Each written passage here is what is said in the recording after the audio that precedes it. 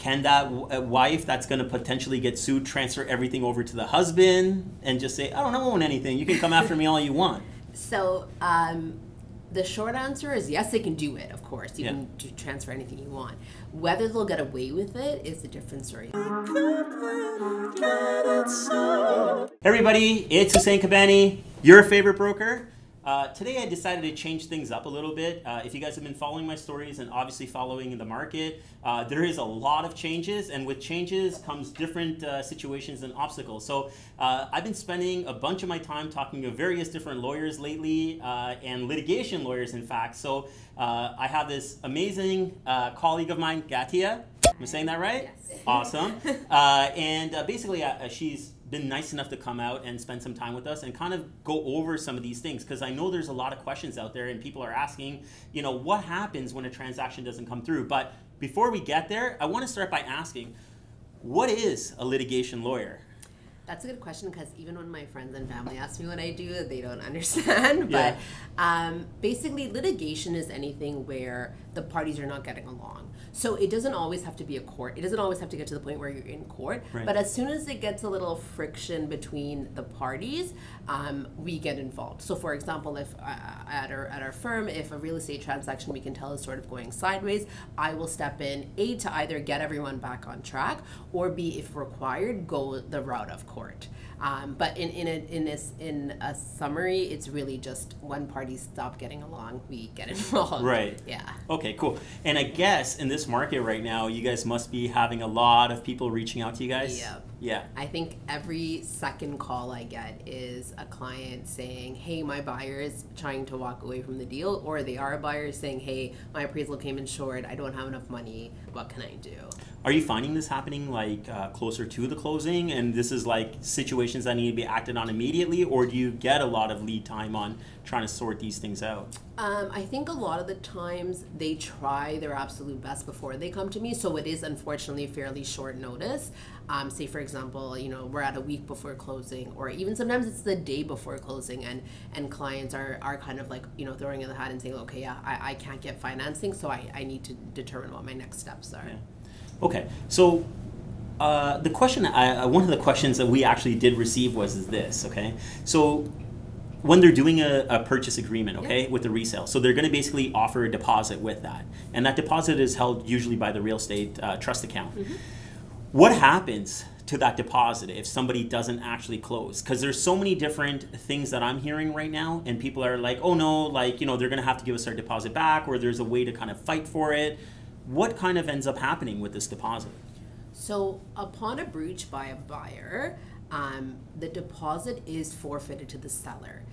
The seller doesn't have to prove that they've actually faced any damages. So say for example, the original agreement of purchase and sale was for a purchase price of 2.5. They were lucky enough to get another buyer for 2.5. So they've essentially faced no damages. Even in a case like that, the seller would be entitled to retain the deposit. The reason being is because the courts have said a deposit is essentially a promise to pay.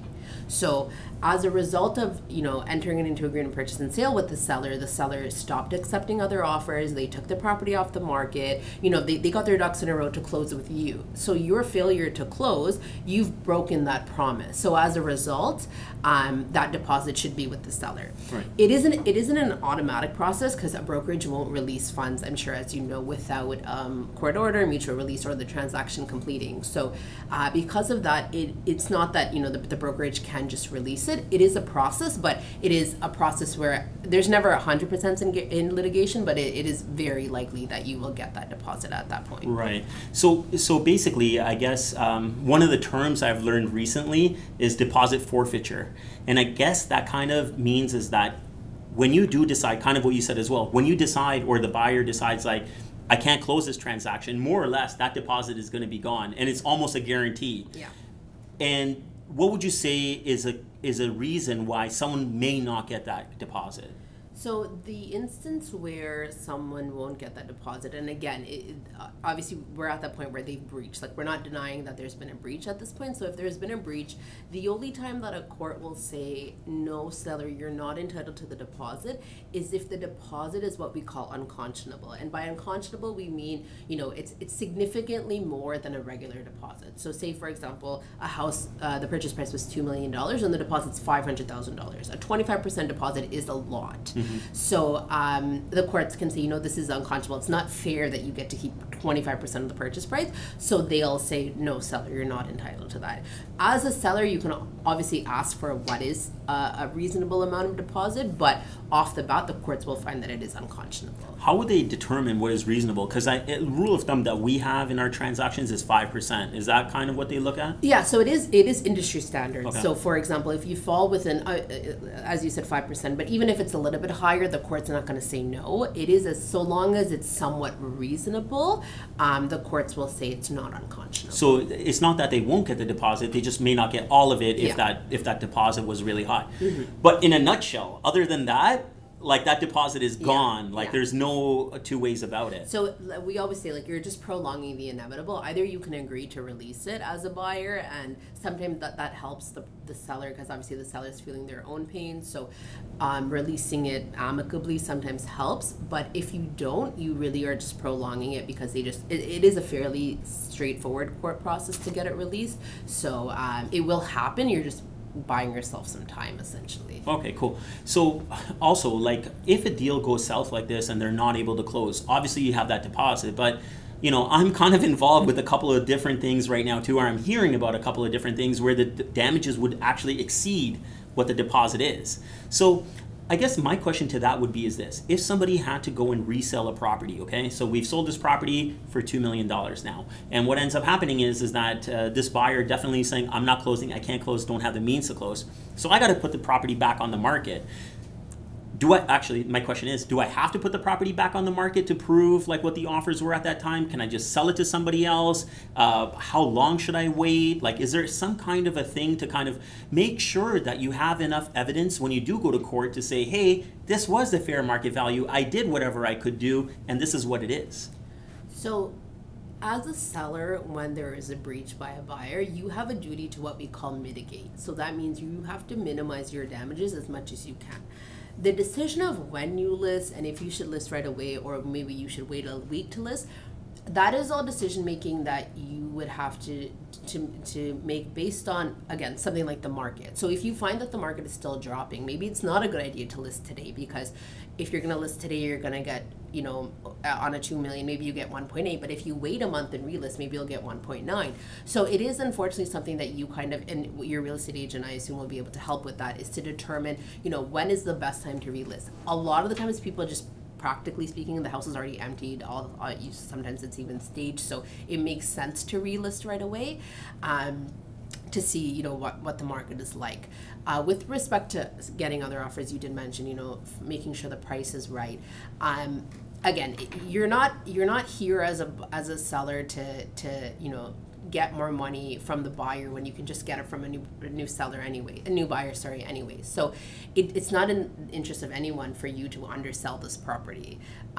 So most of the time what we say is, if you do find that there is such a variation, sometimes it is the best option to get an appraisal to say, look, this is the market value, just with the direction of the market, this is the best we can do at the time, and you can rely on that to accept another purchase price.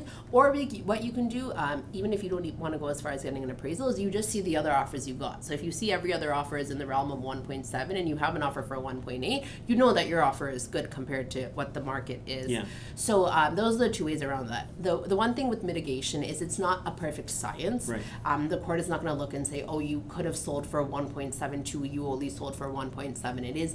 It is again, unfortunately, it's a common word that the courts use, is reasonable. So long as it's reasonable, the courts will accept your mitigation efforts. So based on that, do you think, like, if like, say for example, I end up in a situation like this, do you think the best thing I could do is try to generate multiple offers? Because then at least that way you have like 2, 3, 4 maybe offers, then you can at least take all of them to court and be like, hey, we had to resell the property, and these are 4 offers that we got, and we did take the highest one. Yeah, for sure. The more paperwork you have to back up anything in court is always helpful. So I would, if there is a market where you are getting multiple offers, that's great, and you can again rely on that to say, look, I did take the best offer. But if you're finding that, say for example, you aren't getting many other offers, like there is only this one offer on the table, then it might be worth doing an appraisal just to ensure, because again, you don't want to go down the path of taking a lower offer and then going to court and the court saying, hey, you did this wrong, sort of thing. Right, exactly. Okay, cool. So basically, if somebody ends up in this situation, they know at some point they are going to get that deposit, and what they should do is, if they're going to relist the property, is making sure that if they can try to get multiple offers on it at the same time, just so at least they can prove at that time this is what the market was willing to pay for that property. And if you do get, let's call it a lower offer than what you originally sold the property for, it might be worth investing in an appraisal. Yeah. Okay, cool. So that leads me again to, like, there's other damages that could happen while this is all happening. So if you end up in a situation where the deposit is not enough to cover the damages, you're going to end up in court. So one of the things I think we talked about too is that the biggest thing you got to prove is the price, right? So okay, we cover off the price. What other damages can someone ask for? So in it, like you said, purchase price is usually the biggest thing, but the other damages that you can claim, we call them carrying costs. So any cost that you incur to carry this property until you resell it. So you're gonna have to keep home insurance on the property. So home insurance you can claim. Your utilities, you have to keep the house running, so you can claim your utilities. You can claim your legal fees that you've had to pay. If you had to get bridge financing because you were buying another house and you were counting on these funds, you can the interest that you have to pay for that. If you have you have an increase in commission on your second sale, the difference in commission you can claim from that. So again, anything that it costs you to carry this house to a new buyer, you can claim from your breached buyer. Okay. One of the things that you did mention is like legal costs. You can claim your legal costs. Does that mean that if somebody didn't close on my property, I just hire a lawyer and all my costs are going to be, I can get all my costs back from this process? So the legal costs that you can claim with your carrying costs would be your real estate fees, because if you paid your real estate lawyer to do the transaction for you and it didn't close. Your litigation costs, should this have to go to court. So in that event, you've gone to court, you've gotten a judgment, the judgment says, breached buyer, you owe me X amount of money. Your legal costs to get that judgment, yes, you can claim from your buyer. Unfortunately, it's not 100%. Okay. The courts, the general rule the courts use is anywhere between 40 and 60%. Depending on the circumstances, and it's too technical, we won't get into it, but you can get up to about 75. But the general, the court lies around 40 to 60%. Okay. So you are still paying out of pocket to your lawyer, but you get a little bit of that burn taken away. Right. But I guess if you're coming to this point, you're going to end off better off than not actually trying to pursue it.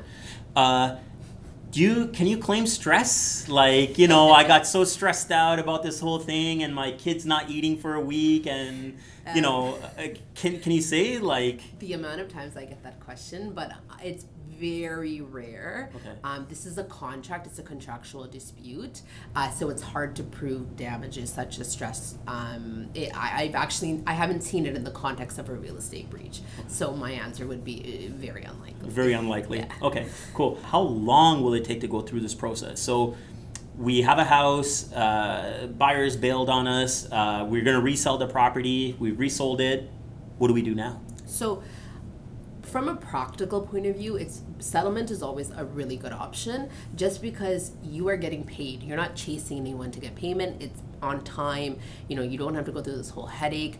There's less stress that you will incur as a result. So, most of the time the parties will try to settle. You'll spend the first 2 weeks saying, hey, look, my full damages are $300,000.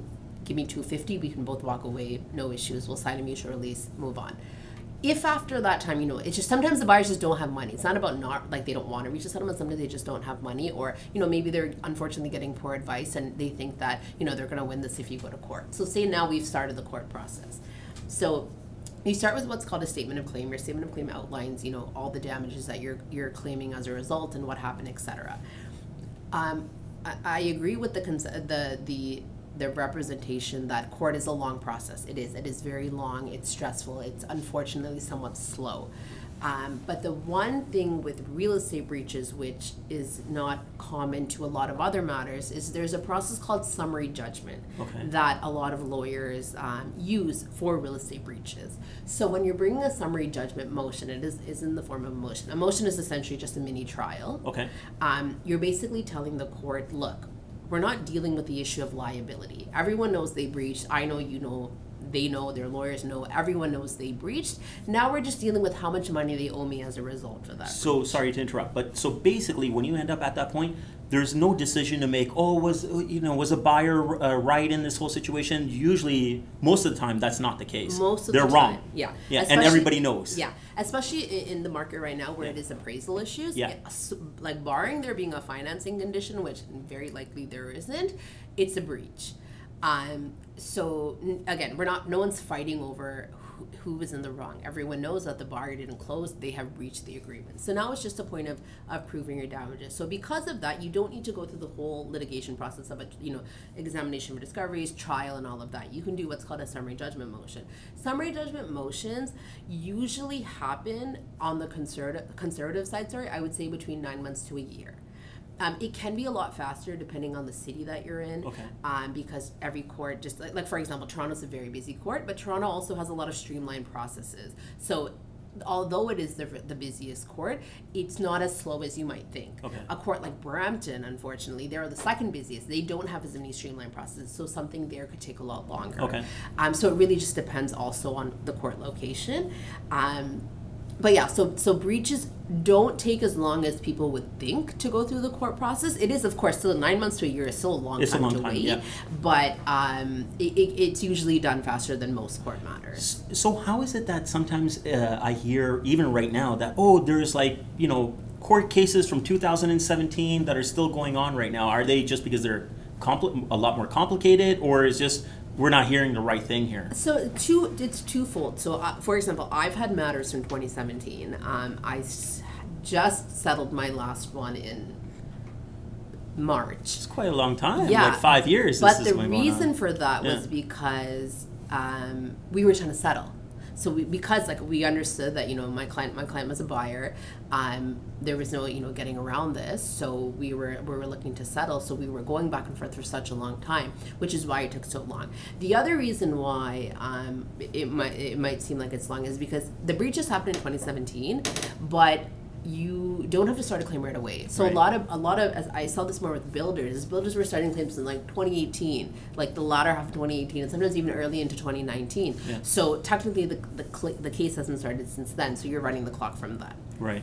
So actually, that's a good point too. Like, if you are in a situation where you're in breach of contract, we had one of these. I don't want to go too much into detail. Where a buyer of ours basically did make an offer on a property, and then basically said, no, I don't want this property anymore, and their offer was accepted. So we didn't actually physically drop off a deposit, but there was I think a $40,000 deposit on the agreement that was accepted. This buyer may not know what's going on right now, but 18 months later, they could all of a sudden get a notice that says that they're going to be going to court. Yeah, unfortunately, it's not something that has to happen right away. Some people do start right away, but the limitations period in Ontario is 2 years. It's a moving target about when that 2 years starts, because the wording of the statute is from date of discoverability.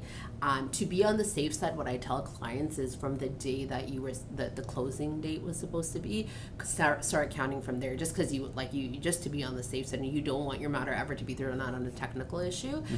So we always do say that from the date of closing, kind of use your 2 year guideline from there to start your claim. Okay, and just to kind of recap, and then maybe you could tell me if we've kind of got everything in a nutshell here. So if somebody is in a breach of contract on closing on a property, the number one thing is that more than likely, like 99% chances that deposit is gone no matter what. There's no justifying getting that.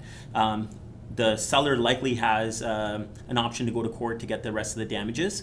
Likely they will be awarded the damages as well based on the information, that evidence that they present, but usually it's pretty straightforward. I guess the challenging part becomes, and let's get to this now actually, is that the challenging part becomes is how do you collect this? And that's a big part actually, I almost forgot, but like how do you actually collect? That is a great question, because I always say, you can get a judgment, but it's worth the paper is written on if the buyer doesn't have money. So obviously the best way to get money is they pay you willingly, but here's a check.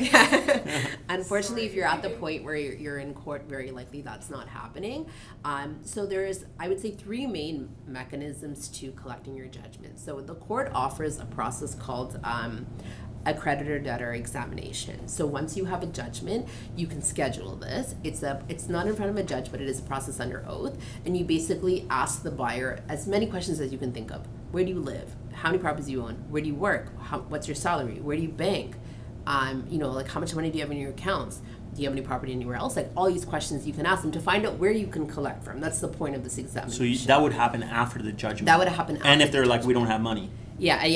So then you find out where you can collect from. Hopefully you get some useful information, and then you start collecting. So the 3 main mechanisms are from people's properties, people's wages, and people's bank accounts.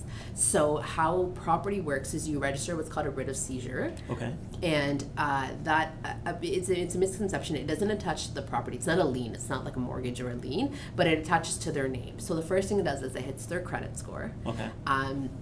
And it's essentially just like it's like a blimp on their financial record. So if they applied for a loan, if they went to get a mortgage, would it show like bankruptcy or like no? What would it show? It would show that there's a writ of seizure against you. Okay. So what happens is a very common example is you're going to sell your house. So a buyer breaches, they got a judgment against them, and now they want to sell their house. When they go to sell, their lawyer will do an execution search, and when that pops up, you can't close without paying that off. So whether that means from the sale proceeds you pay off this debt, or you pay it off first and then you continue with your transaction, that will be there. So it is almost like a waiting game, because as now you're a creditor, as a creditor you are just sitting and waiting for something like this to happen. Yeah. But when it does happen, and most of the time it does happen, you can get your money then, and your debt will accrue interest. It is fairly low, but it will accrue interest. Yeah. So that's usually a common way of collecting.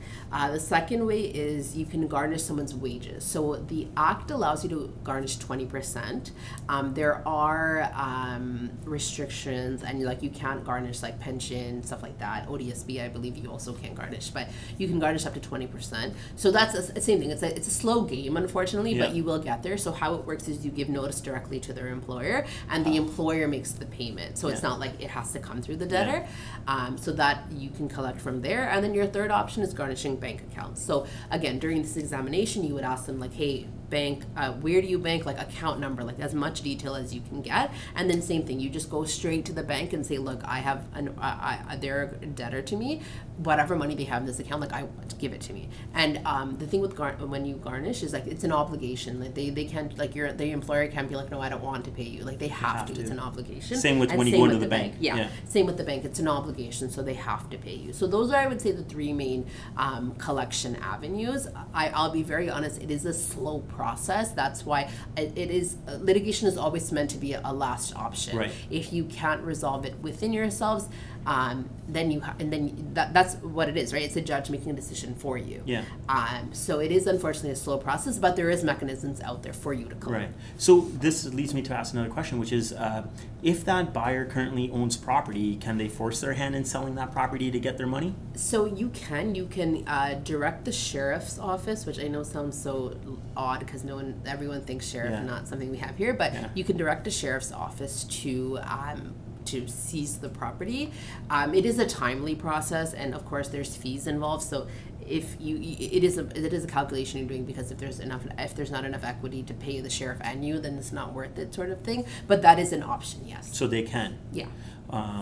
So they can actually force them out of their house. Mm-hmm. And the other thing also is that they can't really register a lien on the property, but basically that same kind of mechanism, a lien, basically just gets registered to your name. Yes. So when you do go to sell, it's going to pop up. Yeah. And they're... So like the one thing that a lien would do that this wouldn't do is if you're refinancing with the same institution, usually 9 times out of 10 they don't usually do searches again, so it won't pop up. So you'll be able to refinance with your same bank. But if you're moving banks, usually it will become an issue then as well. Yeah. Cool. I think And the buyer who's in breach of contract, can they file for bankruptcy and say? Yes. So the buyer can.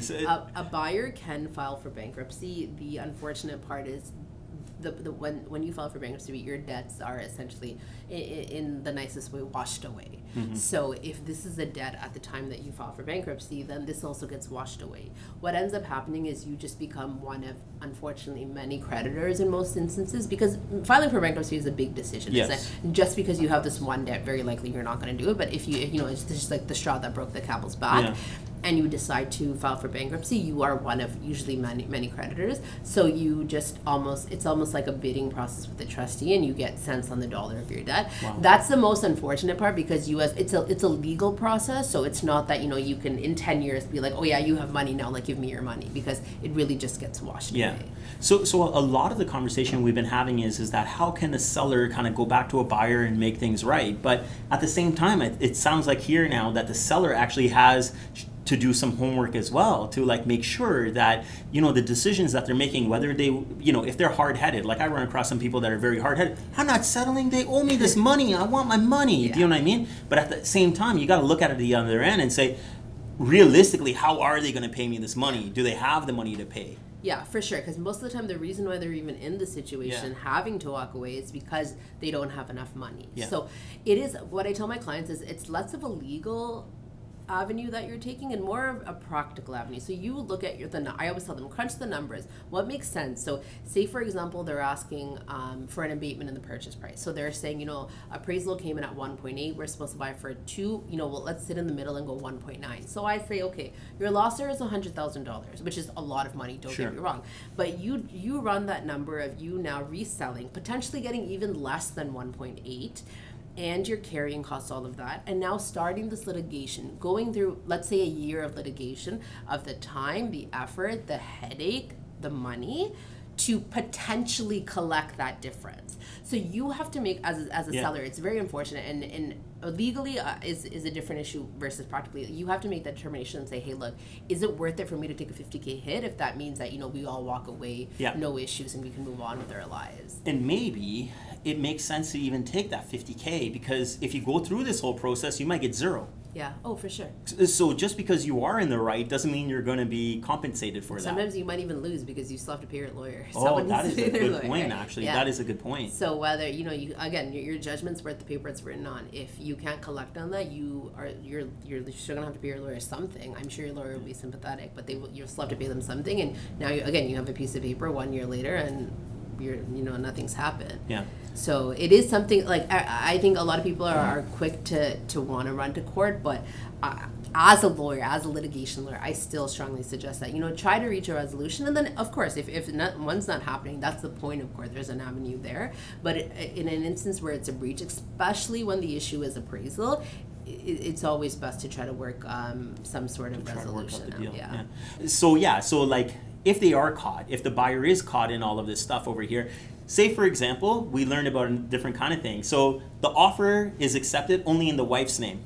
Can that wife that's going to potentially get sued transfer everything over to the husband and just say, I don't own anything, you can come after me all you want?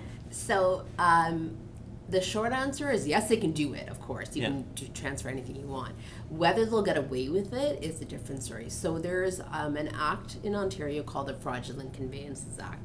And basically it's a protection for creditors for this exact purpose. So what it basically says is, it's like, as a debtor, you're transferring, whether it's assets, money, anything, for the purposes of defeating your creditors. So in this story, the wife is transferring everything to her husband's name so that she has nothing for a creditor to go after.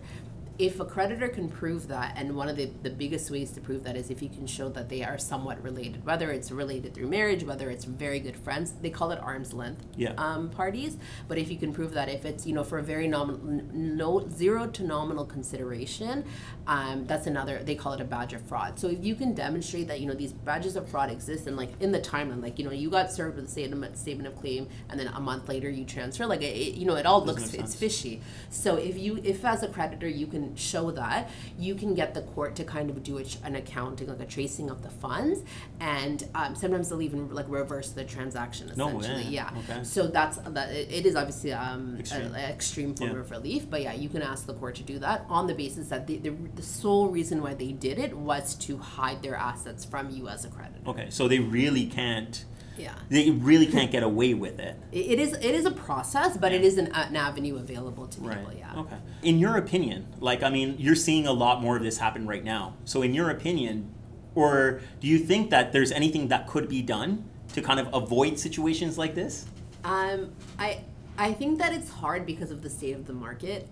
You know, it's very easy to say something like, why didn't you put a financing clause in there? But it's too competitive. People are, you know, everyone also just wants to get their foot in the market. You know, there's this whole craze of owning property right now. So I don't think that there'll ever be some form of legislative change to say, you know, look, like, you know, you have to, like if an appraisal comes in low, you have to adjust your price. Like that's what people are allowed to enter into a free market and enter into agreements as they choose. So I really don't think, unfortunately, that there is going to be some sort of change to address the appraisal issue. Right. Whether or not, yeah, they're correcting the market through interest rates, but I don't think that the appraisal issue is going to be something that we can fix. So basically, I guess what you're saying is that it's free market and there's really not going to be any intervention, and buyer beware. Essentially, Yeah. Okay. Cool. Yeah. Yeah. And you know what? In my opinion, I kind of agree with that. And we had a little bit of a chat about this. And you know, I think that in this situation, in any situation, I think you want to work with a good realtor